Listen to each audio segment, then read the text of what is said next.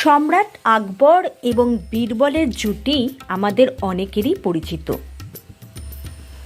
বীরবল তার বুদ্ধি এবং হাস্যকৌতুকের মাধ্যমে সম্রাট আকবরকে আকর্ষণ করেছেন প্রতিবার, প্রতি মুহূর্তে। সেই রকমই একটি হাস্যরস। একটি রৌদ্রোজ্জ্বল সকালে বীরবল আর আকবর বাগানে হাঁটতে বেরোলেন।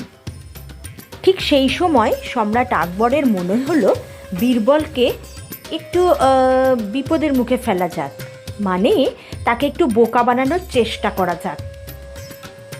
এই ভেবেই তিনি বীরবলকে প্রশ্ন করলেন, আচ্ছা বীরবল, বলো তো আমাদের রাজ্যে কাকের সংখ্যা কত?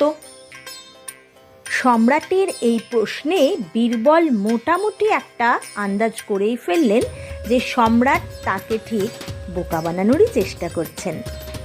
তাই বীরবল কোনো রকম চিন্তাভাবনা না করে উত্তর দিলেন, মহারাজ, আমাদের রাজ্যে মোট কাকের সংখ্যা ৮০,৯৭১টি।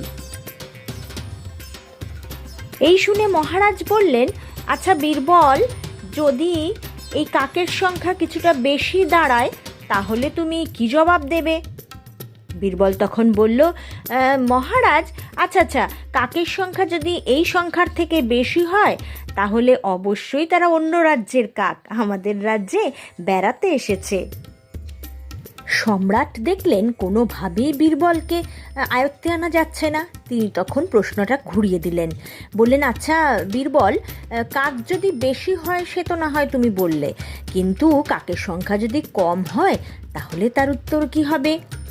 বীরবল চট জলদি এক মুচকি হেসে বললেন, তাহলে মহারাজ এটাই জানবেন যে আমাদের রাজ্যের কিছু কাক অন্য রাজ্যে বেড়াতে গেছে, সেই জন্যে আমাদের রাজ্যে কাকের সংখ্যা কম হয়ে গেল।